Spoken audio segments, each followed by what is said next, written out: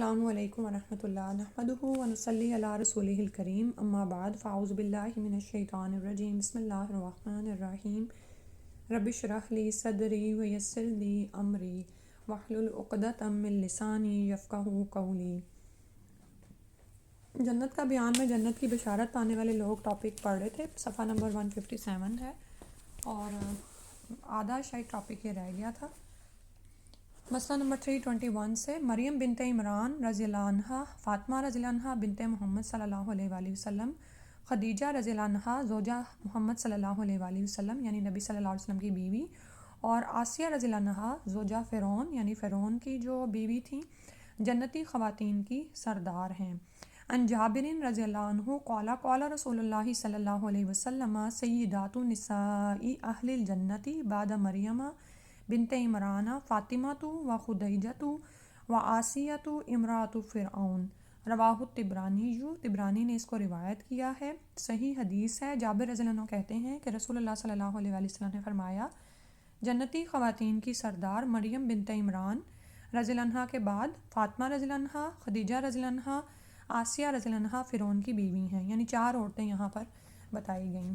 اور آپ یہ دیکھیں کہ جب یہ فرما دیا گیا تو یہ رہتی دنیا تک یہی سردار ہیں اور یہی ہمارے لیے ٹاپ رول ماڈلز ہیں، یعنی اس کے بعد کوئی ان کے پائے کا نہیں آئے گا۔ یہ بات اتنی انسان کو حیرت میں مبتلا کرتی ہے نا کہ ہم میں سے ہر خاتون کے لیے ان کی زندگی میں مثالیں ہیں، ٹھیک ہے۔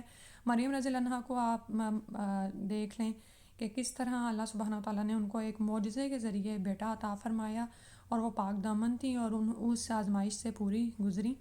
پھر فاطمہ رضی اللہ عنہ ہیں، رسول صلی اللہ علیہ وسلم کی چہیتی بیٹی ہیں، اور ان کی جو اسلام میں جو خدمات ہیں، اور اس کے علاوہ انہی کے بطن سے دونوں جو سردارانہ جنت ہیں، حسن رضی اللہ عنہ اور حسین رضی اللہ عنہ، وہ بھی دونوں جنت کے جوانوں کے سردار ہیں۔ اور خدیجہ رضی اللہ عنہ ہیں جو کہ رسول صلی اللہ علیہ وسلم کی پہلی زوجہ محترمہ ہیں، اور انہوں نے تو اسلام کی عروج کا دور بھی نہیں پایا، اور اتنی مالدار تھیں اور اتنی بڑی تاجر تھیں، لیکن جب اسلام قبول کیا تو اپنا سب کچھ دین کی راہ میں قربان کیا ہے، اور بالکل شیب ابی طالب میں کسب و مرثی کی حالت میں، یعنی جب اسلام اپنے عروج پر بھی نہیں تھا، ان دنوں میں انہوں نے وفات پائی اور دنیا میں ہی اللہ سبحانہ تعالیٰ نے ان کو جنت کی بشارت عطا فرمائی۔ اسی طرح آسیہ رضی اللہ عنہ کو ہم دیکھتے ہیں کہ دنیا کے سب سے بڑے ظالم، یعنی جو ظلم کا سمبل ہے، اس کے گھر میں وہ تھیں، اور کس طرح انہوں نے صبر اور برداشت کے ساتھ اپنی زندگی گزاری۔ آگے ہم مسئلہ 322، زید بن عمر رضی اللہ عنہ جنتی ہیں۔ ان عائشہ رضی اللہ عنہ قالت قال رسول اللہ صلی اللہ علیہ وسلم دخلت الجنت فرأیت لزید ابن عمر ابن نفیل درجتین، رواہ ابن عساکر، حسن حدیث ہے۔ عائشہ رضی اللہ عنہ سے روایت ہے کہ رسول اکرم صلی اللہ علیہ وآلہ وسلم نے فرمایا، میں جنت میں داخل ہوا تو زید بن عمر بن نفیل رضی اللہ عنہ کے 2 درجے دیکھے۔ اسے ابن عساکر نے روایت کیا ہے، کیونکہ آپ جانتے ہیں نا کہ جنت میں درجات ہیں، تو وہاں پر ان کے 2 درجات دیکھے گئے۔ مسئلہ 323 ہے، عبداللہ بن عمر بن حرام رضی اللہ عنہ جنتی ہیں۔ ان جابر ابن عبداللہ رضی اللہ عنہ یقول لما قتل عبداللہ ابن عمر ابن حرام رضی اللہ عنہ یوم احد قال رسول اللہ صلی اللہ علیہ وسلم یا جابر الا اخبرک ما قال اللہ عز وجل لابیک قلت بلا قال ما کلم اللہ احد الا من وراء حجاب وکلم اباک کفاحا فقال یا عبدی تمنى علی اوتک قال یا ربی تحیینی فاقتل فیک ثانیۃ قال انہ سبق منی انہم الیہا لا یرجعون قال یا ربی فابلغ من ورائی فانزل اللہ عز وجل هذه الآیہ ولا تحسبن الذین قتلوا فی سبیل اللہ امواتا بل احیاء عند ربهم یرزقون، رواہ ابن ماجہ کی روایت ہے، حسن ہے۔ جابر بن عبداللہ رضی اللہ عنہ کہتے ہیں کہ احد کے دن جب عبداللہ بن حرام رضی اللہ عنہ شہید ہوئے تو رسول اللہ صلی اللہ علیہ وسلم نے فرمایا، اے جابر کیا میں تمہیں وہ بات نہ بتاؤں جو اللہ تعالیٰ نے تمہارے باپ سے کی ہے؟ میں نے عرض کیا کیوں نہیں؟ آپ صلی اللہ علیہ وسلم نے ارشاد فرمایا، اللہ تعالیٰ نے کسی شخص سے بغیر حجاب کے بات نہیں فرمائی، لیکن تیرے باپ سے بغیر حجاب کے یعنی براہ راست گفتگو فرمائی ہے، اور کہا ہے کہ اے میرے بندے جو چاہتے ہو مانگو میں تمہیں دوں گا۔ تمہارے باپ نے عرض کیا، اے میرے رب مجھے دوبارہ زندہ فرما تاکہ میں دوبارہ تیری راہ میں مارا جاؤں. یعنی شہید جب اپنے شہادت کے وہاں پر اجر و ثواب کو دیکھتا ہے اور جو لطف وہ حاصل کرتا ہے تو اس کا دل کرتا ہے کہ وہ دنیا میں دوبارہ لوٹایا جائے اور دوبارہ شہید ہو کر آئے. تو اللہ تعالیٰ نے ارشاد فرمایا یہ بات تو ہماری طرف سے پہلے ہی طے ہو چکی ہے کہ مرنے کے بعد دنیا میں واپسی نہیں ہوگی. تو تیرے باپ نے عرض کیا اے میرے رب اچھا تو میری طرف سے اہل دنیا کو میرا یہ پیغام یعنی دوبارہ زندہ ہو کر شہید ہونے کی تمنا کرنا پہنچا دے. تب اللہ تعالیٰ نے یہ آیت نازل فرمائی جو لوگ اللہ کی راہ میں قتل ہو جائیں انہیں مردہ نہ کہو بلکہ وہ زندہ ہیں اور اپنے رب کے ہاں رزق دیے جاتے ہیں. یہ سورہ آل عمران کی آیت نمبر 169 ہے. اور سبحان اللہ، اللہ سبحانہ و تعالیٰ نے ان کی اس خواہش کو دنیا میں مومنین کو بتایا. پھر ہے مسئلہ 324 ہے عمار بن یاسر رضی اللہ عنہ اور سلمان فارسی رضی اللہ عنہ جنتی ہیں. ان انس رضی اللہ عنہ قال قال رسول اللہ صلی اللہ علیہ وسلم ان الجنت لتشتاق الى ثلاثۃ علی و عمار و سلمان رضی اللہ عنہما رواہ الحاکم. حسن حدیث ہے. انس رضی اللہ عنہ کہتے ہیں کہ رسول اللہ صلی اللہ علیہ وسلم نے فرمایا جنت 3 آدمیوں کا شوق رکھتی ہے، علی، عمار اور سلمان فارسی رضی اللہ عنہم. اسے حاکم نے روایت کیا ہے. تو یہاں پر بھی ہم دیکھتے ہیں کہ یہ جنتی ہیں جن کو بشارت دی گئی. پھر اس کے بعد ہے مسئلہ 325 ہے. اچھا اس سے پہلے جو اوپر حدیث گزرے نا جابر بن عبداللہ کی، آپ یہ دیکھیں کہ اللہ تعالیٰ کا خاص فضل اور احسان ہوتا ہے کہ مومنین جو اس دنیا میں پہنچ چکے ہوتے ہیں ان کی خبریں پیچھے مومنین کو پہنچائی جائیں. ٹھیک ہے، تو اس سے کیا ہوتا ہے کہ پیچھے والے مومنوں کو بھی رغبت لگ جاتی ہے کہ ہم بھی اس راہ میں اسی طرح سے مارے جائیں اور وہ مرتبے حاصل کر لیں جو پہلے شہداء نے حاصل کیے ہیں. پھر ہے مسئلہ 325 جعفر بن ابو طالب رضی اللہ عنہ اور حمزہ رضی اللہ عنہ جنت میں ہیں. عن ابن عباس رضی اللہ عنہما قال قال رسول اللہ صلی اللہ علیہ وسلم دخلت الجنت البارحۃ فنظرت فیہا فاذا جعفر یطیر مع الملائکۃ واذا حمزۃ متکی علی سریر رواہ طبرانی. صحیح حدیث ہے. عبداللہ بن عباس رضی اللہ عنہما کہتے ہیں کہ رسول اللہ صلی اللہ علیہ وسلم نے فرمایا میں کل رات جنت میں داخل ہوا اور اس میں دیکھا کہ جعفر رضی اللہ عنہ فرشتوں کے ساتھ اڑ رہے ہیں اور حمزہ رضی اللہ عنہ تخت پر تکیہ لگائے بیٹھے ہیں. اور جعفر رضی اللہ عنہ کے بارے میں آپ جانتے ہیں نا کہ غزوہ موتا ہی تھی شاید جس میں یعنی پیدر پہ مسلمانوں کے لیڈرز شہید ہوئے تھے اور 3 لیڈرز مارے گئے تھے حتیٰ کہ خالد بن ولید کے ہاتھ میں لیڈرشپ آئی. تو جعفر رضی اللہ عنہ بھی لیڈر تھے تو ان کے دونوں بازو کاٹ دیے گئے تھے. ایک بازو شہید ہوا تو انہوں نے یعنی کاٹا گیا تو دوسرے ہاتھ میں جھنڈا پکڑا وہ بھی کاٹا گیا تو پھر دونوں ہاتھوں میں نا انہوں نے لے کے تو سینے سے چمٹا لیا تھا جھنڈے کو. اللہ سبحانہ تعالیٰ نے ان کو وہاں پر جنت میں پر عطا کیے. تو رسول صلی اللہ علیہ وسلم نے ان کو دیکھا کہ یطیر مع الملائکۃ کہ وہ فرشتوں کے ہمراہ اڑ رہے ہیں. سبحان اللہ.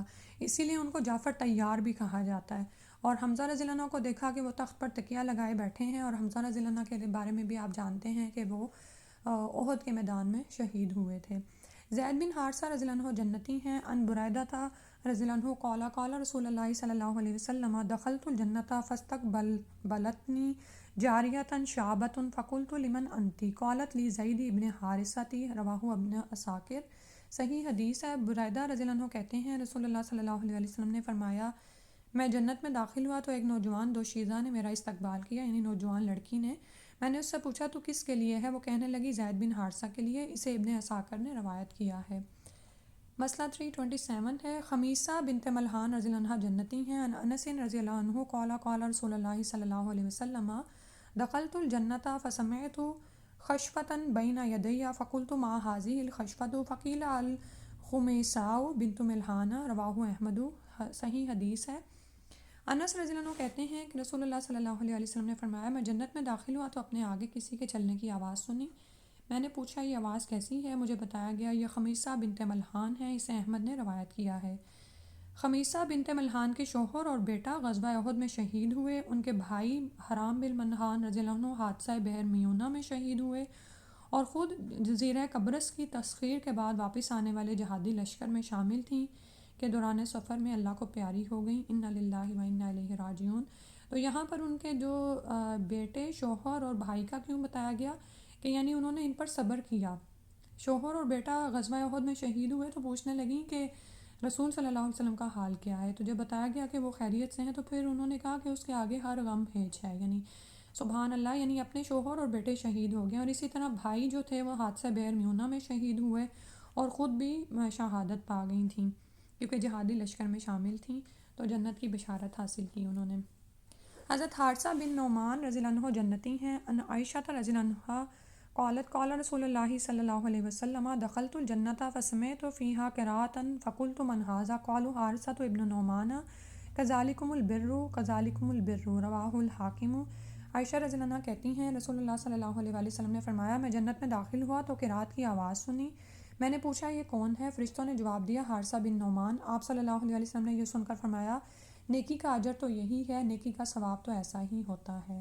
اسے حاکم نے روایت کیا ہے، یعنی اس کا بدلہ تو پھر جنت ہی ہے۔ مسئلہ 329 ہے، اور آپ یہ دیکھیں کہ یہاں پر وہ قرآن کی تلاوت کر رہے ہیں، تو ظاہر ہے قرآن کی تلاوت وہاں پہ جو کر رہا ہے وہ یقیناً دنیا میں قرآن سے اپنا ایک مضبوط تعلق رکھتا ہوگا۔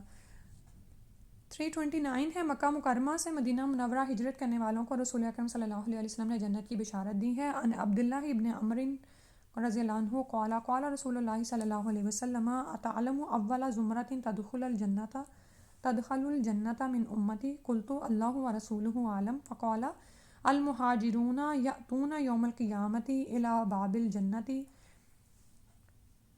وَيَسْتَفْتَحُونَ فَيَقُولُ لَهُمُ الْخَزَنَةُ أَوْ قَدْ حُوسِبْتُمْ فَيَقُولُونَ بِأَيِّ شَيْءٍ تُحَاسَبُونَ وَإِنَّمَا كَانَتْ أَسْيَافُنَا عَلَىٰ عَوَاتِقِنَا فِي سَبِيلِ اللَّهِ حَتَّىٰ مِتْنَا عَلَىٰ ذَلِكَ قَالَ فَيُفْتَحُ لَهُمْ فَيَقِيلُونَ فِيهِ 40 عَامًا قبل ان يدخلها الناس۔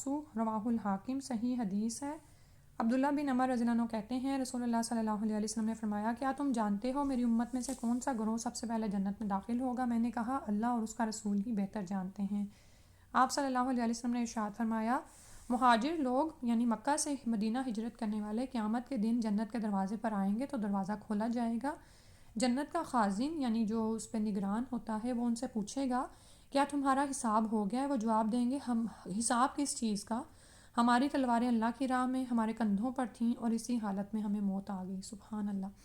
چنانچہ جنت کا دروازہ ان کے لیے کھول دیا جائے گا اور وہ دوسرے لوگوں کے جنت میں داخل ہونے سے 40 سال پہلے جنت میں جا کر مزے کریں گے، یعنی وہ لوگ جو کہ بلا حساب داخل ہوں گے جنت میں یہ ان میں شامل ہیں اور وہ 70,000 ہیں، ٹھیک ہے۔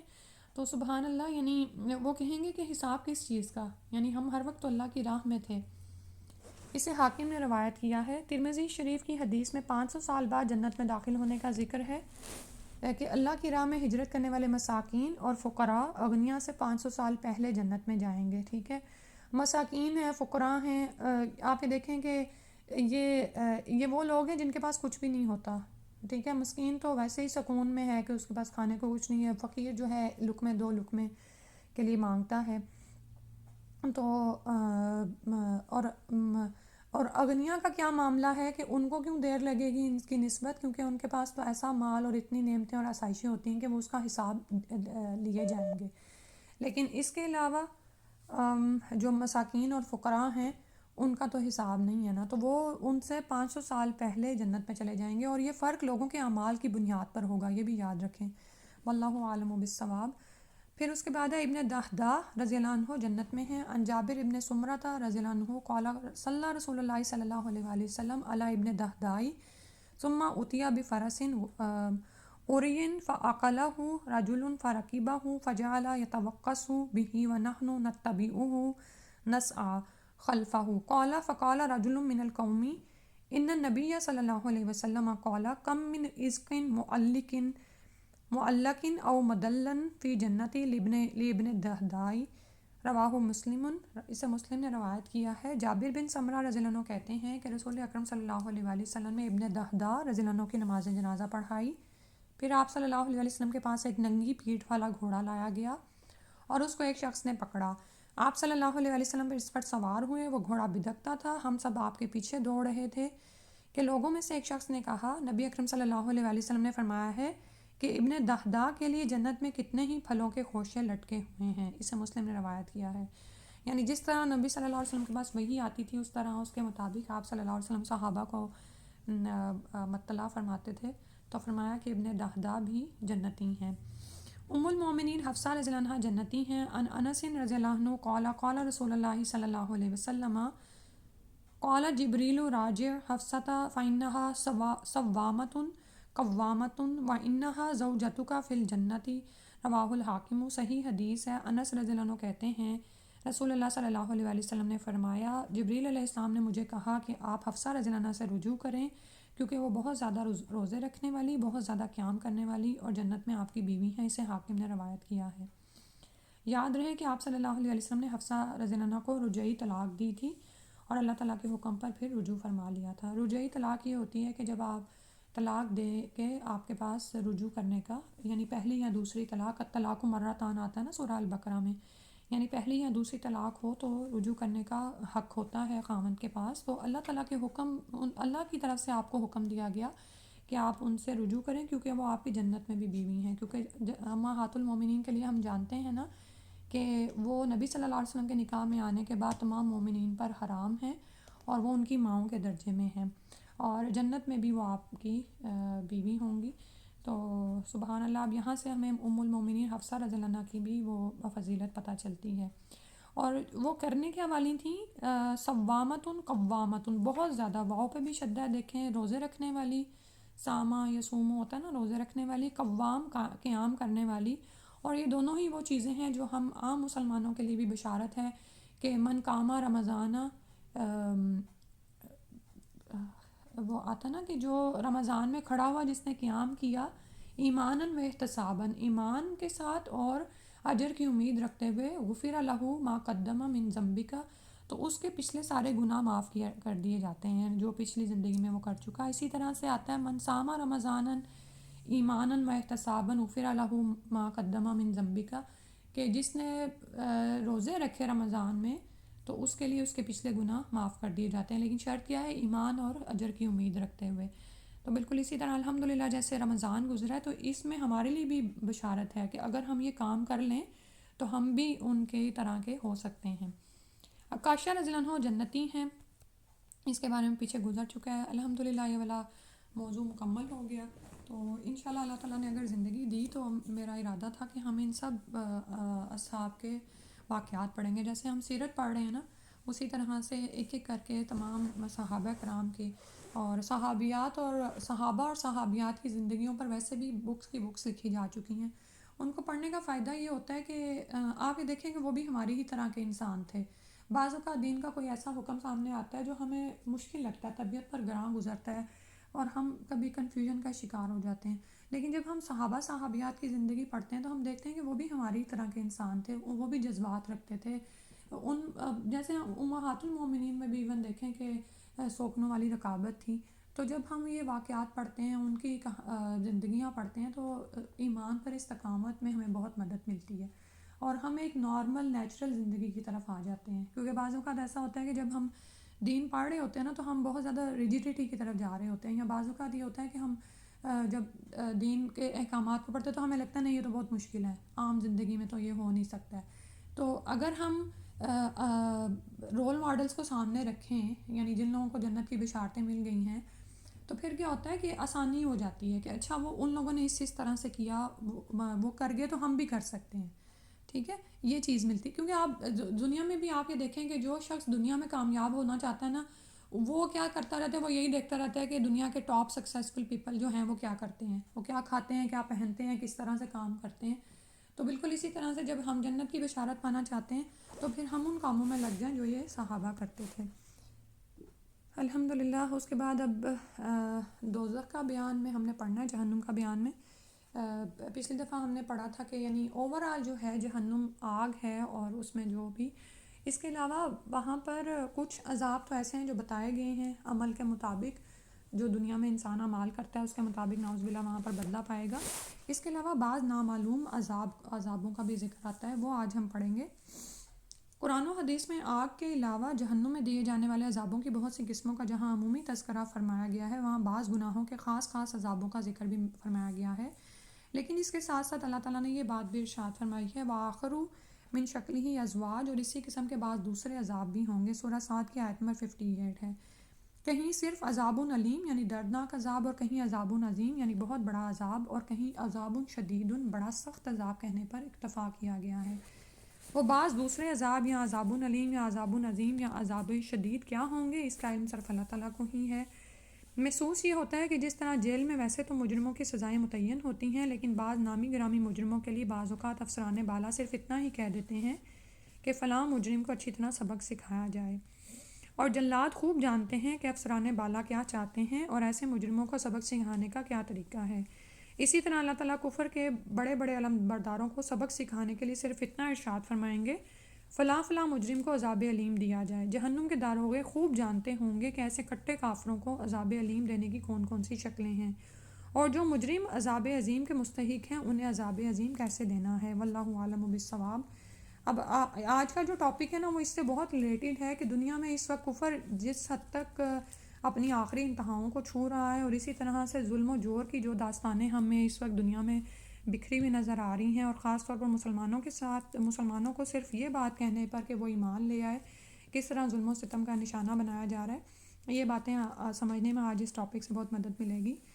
تو ایسے کٹے کافر یعنی ڈھیٹ جن کے آگے ہدایت آئی اور ان کو پیش کی گئی لیکن وہ نہیں مانے، تو وہ اس طرح کے عذابوں کے مستحق ہوں گے، اور یعنی یہ ہے وہ جہنم اور اس کے عذاب جس سے خبردار کرنے کے لیے اللہ کے رسول نذیر بنا کر بھیجے گئے تھے، اور آپ صلی اللہ علیہ وسلم نے لوگوں کو آگ سے ڈرانے میں کوئی کسر نہیں چھوڑی، لوگوں کو بار بار خبردار کیا اتقوا النار ولو بشق تمرۃ فمن لم یجد فبکلمۃ طیبۃ، جیسے نبی صلی اللہ علیہ وسلم نے فرمایا کہ آگ سے بچو خواہ کھجور کا ایک ٹکڑا ہی صدقہ کر کے بچو، اور جو یہ بھی نہ پائے وہ اچھی بات ہی کہہ کر بچے۔ مسلم کی روایت ہے۔ یعنی آگ سے بچنا اتنا ضروری ہے کہ جس کے پاس صدقہ خیرات کرنے کے لیے کچھ بھی نہ ہو وہ کھجور کا ٹکڑا ہی صدقہ کر کے بچے، اور جس کے پاس کھجور کا ٹکڑا بھی نہ ہو وہ اچھی بات کہہ کر ہی بچنے کی کوشش کریں۔ رسول اکرم صلی اللہ علیہ وسلم کے آخری الفاظ جس کے پاس کھجور کا ٹکڑا بھی نہ ہو یہ ظاہر کرتے ہیں کہ رسول اکرم صلی اللہ علیہ وسلم اپنی امت کو آگ سے بچانے کے لیے کتنی حرص اور آرزو رکھتے تھے۔ عبداللہ بن عباس رضی اللہ عنہما فرماتے ہیں کہ رسول اکرم صلی اللہ علیہ وسلم ہمیں جہنم کی آگ سے بچنے کی دعا اس طرح سکھلاتے جیسے قرآن مجید کی صورتیں سکھلاتے۔ نسائی کی روایت ہے۔ مالک بن دینار رحمہ اللہ فرماتے ہیں کہ اگر میرے پاس مددگار ہوتے تو میں انہیں ساری دنیا میں منادی کے لیے بھیجتا کہ وہ اعلان کریں لوگوں جہنم کی آگ سے بچو، لوگوں جہنم کی آگ سے بچو۔ تو ساری دنیا میں نہ صحیح لیکن اتنا تو کم از کم ہم میں سے ہر آدمی کر ہی سکتا ہے کہ اپنے بال بچوں کو جہنم کی آگ سے خبردار کرے، اپنے اعزاء و اقارب کو جہنم کی آگ سے ڈرا دے، اپنے دوست احباب اور یمین و یسار ہمسایوں کو بھی جہنم کی آگ سے خبردار کر دے کہ لوگوں آگ سے بچو خواہ کھجور کا ایک ٹکڑا ہی دے کر، اور جس کے پاس یہ بھی نہ ہو وہ اچھی بات ہی کہہ کر بچے۔ یہ مسلم کی روایت ہے۔ آج انشاءاللہ اتنا ہی پڑھتے ہیں کیونکہ ہم نے شروع لیٹ کیا تھا۔ پیجز آپ کے ساتھ آگے بھی شیئر کیے ہوئے ہیں، نیکسٹ ٹائم انشاءاللہ پڑھیں گے۔ جزاک اللہ خیر۔ سبحانک اللہم و بحمدک اشہد ان لا الہ الا انت استغفرک و اتوب الیک۔ السلام علیکم ورحمۃ اللہ۔